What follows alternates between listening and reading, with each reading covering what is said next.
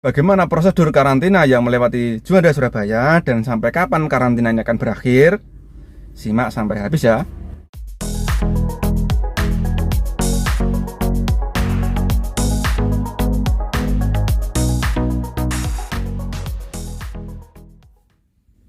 Halo, assalamualaikum.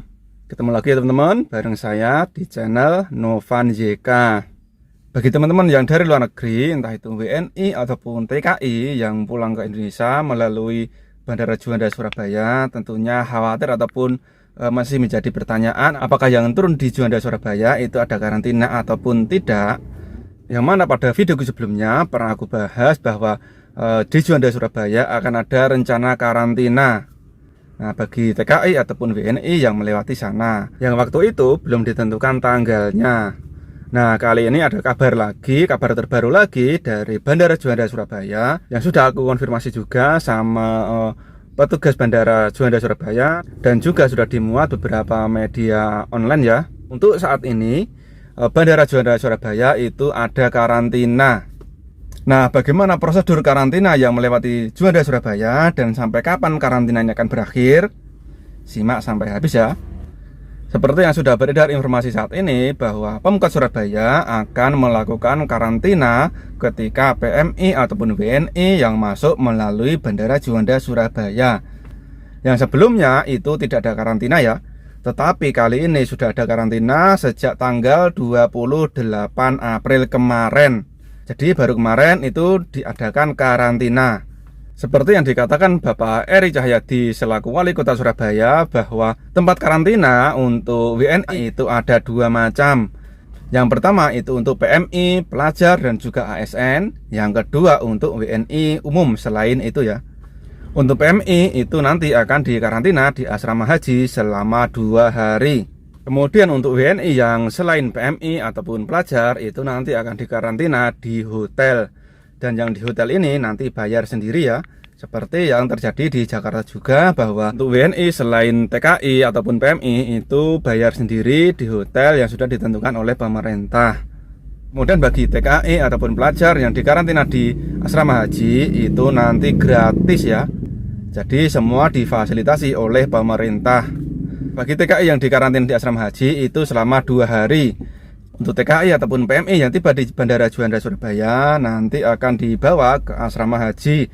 Untuk orangnya itu menggunakan bus ya. Kemudian untuk barang-barangnya seperti koper dan tas yang lainnya itu dibawa menggunakan truk dari Kodam Brawijaya. Setelah tiba di asrama haji, teman-teman nanti akan dites swab dan menunggu hasilnya itu setidaknya 2 hari ya. Nah, setelah 2 hari hasil keluar negatif, nanti akan dibawa pulang ke daerah masing-masing. Tetapi ini tidak di rumah ya. Ini masih lagi di karantina di daerah masing-masing. Misalkan orang Tulungagung itu dari Surabaya itu kan 2 hari, kemudian dibawa di daerah Tulungagung itu dikarantina di daerah situ yang disediakan juga oleh pemerintah. Itu karantina di situ selama 3 hari ya. Jadi totalnya 5 hari ya. Nah, setelah di situ nanti di swab test lagi. Jika hasilnya keluar, nanti baru bisa diantar ke rumah masing-masing. Jadi teman-teman yang habis karantina itu tidak perlu dijemput keluarga, tidak apa-apa, nanti akan diantar oleh pemerintah setempat dan pastinya juga gratis. Jadi kalau warga selain Surabaya prosesnya seperti itu, 2 hari di asrama haji, 3 hari lagi di daerah masing-masing. Jadi informasinya seperti itu ya. Tapi bagi TKI ataupun PMI yang pas dites di asrama haji itu menunjukkan hasil positif, nanti akan langsung dibawa ke rumah sakit yang ditunjuk, yaitu Rumah Sakit Lapangan Indrapura atau Rumah Sakit Darurat. Kemudian bagi warga Surabaya ataupun KTP beralamat Surabaya nanti akan karantina selama 5 hari di asrama haji. Jadi ada sedikit perbedaan ya. Untuk orang luar Surabaya karantinanya 2 hari ditambah 3 hari di daerah masing-masing. Jadi keseluruhan karantina itu tetap 5 hari ketika tiba di Indonesia. Dan bagi warga Surabaya yang non PMI ataupun WNI biasa itu nanti setelah keluar dari bandara akan dites antigen. Jika hasilnya negatif nanti akan dibawa ke hotel yang sudah disediakan oleh pemerintah, yang tentunya juga bayar sendiri ya kalau di hotel, seperti di Jakarta juga. Kemudian sampai kapan karantina ini akan berakhir? Apakah cuma selama Lebaran atau sampai seterusnya? Untuk informasi tersebut itu belum tahu juga ya. Tentunya tunggu informasi selanjutnya di channel ini. Jadi jangan lupa subscribe dan juga share biar teman-teman yang lain bisa lebih tahu dan bisa bermanfaat buat semuanya. Oke teman-teman, ini dulu informasi dari saya. Misalkan ada kekurangan ataupun ada yang mau bertanya, silahkan komen di bawah.